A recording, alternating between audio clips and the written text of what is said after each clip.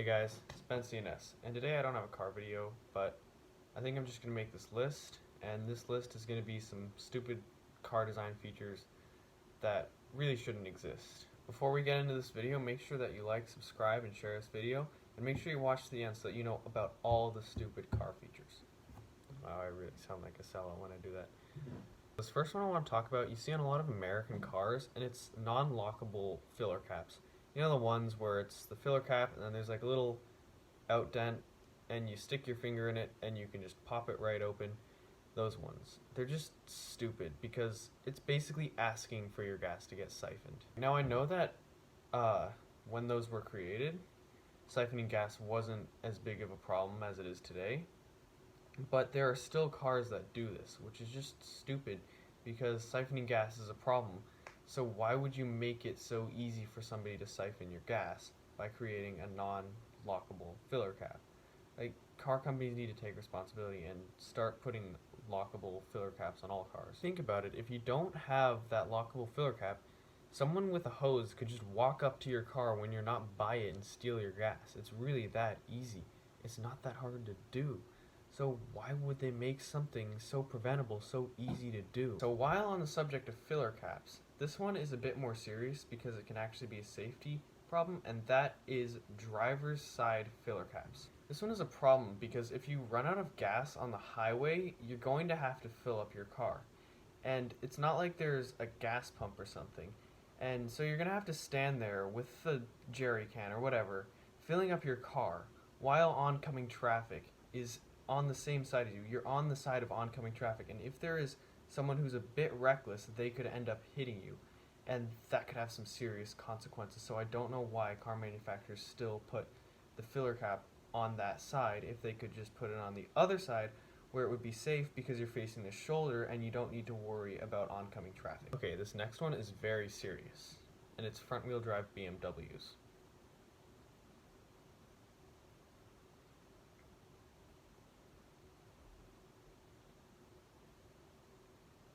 Here's another one that you find on a lot of American cars, and that is when the brake light and the turn signal is the same light instead of having a separate amber signal. The reason this is on most American cars is because in Europe it is required by law that the turn signal is a separate amber bulb, but in America that's not a law, which can cause some ambiguity when a car manufacturer decides to place the brake light and the turn signal within that same light.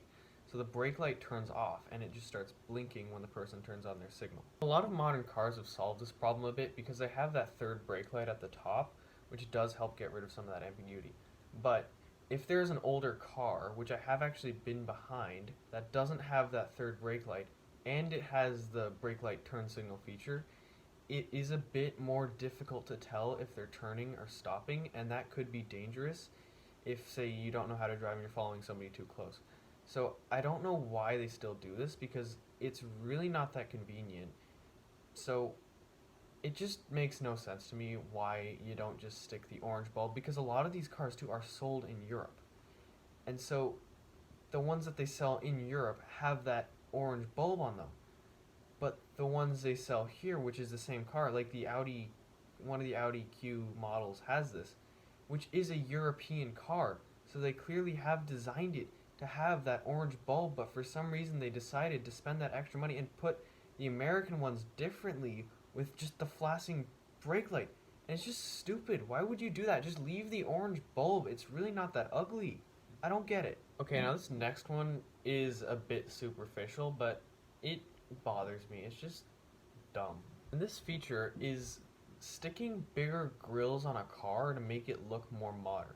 One of the best examples is the new 7 Series. Now, the pre-facelift version is a beautiful car, but then for the facelift version, BMW just decided to stick this big gaping grille on the car to make it look newer. There were probably billions of better ideas you could have done to make the car look more futuristic. Why did you need to stick a big gaping hole on the front of the car? Like, just imagine if people stretched out their mouths to look good. It doesn't make sense, and I don't know why car manufacturers keep doing it. You see this on Audis, on Lexus, they're just putting bigger and bigger grills. Soon the cars are just going to be grills, and it's just going to look stupid, but people think it looks good. and I just don't get why people would want this. Okay, so this last one is about exhausts, and it's fake exhausts. You see this on some Mercedes where they have these like rectangular exhausts on the back, but then when you get closer, it actually just goes like that, and it's a lot more common in cars. The tips aren't actually a different shape, and sometimes it's not even like bending underneath like on the Mercedes. Sometimes it's just like the frame on the bumper, and then when you look at the car closely, you can see right behind it is the actual exhaust pipe, and it's just sticking there behind the sort of rectangle thing, and it just looks kind of cheap when you see it. And a lot of luxury cars are doing it. I don't really know why. It's a luxury car. You're paying a lot of money for it. And when they start cheaping out like that, that kind of ruins it, because you spent a bunch of money on a car, and now you're going to realize that the manufacturer cheaped out on some design details, even though it's supposed to be all attention to detail and whatnot. So I don't know why they do it, but that's all the rant I have for now. If you're still watching, thanks. You're a pretty good person. You're one of those like 20% of people who actually stick to the end of the video. So good on you. You're probably a great person. Yay.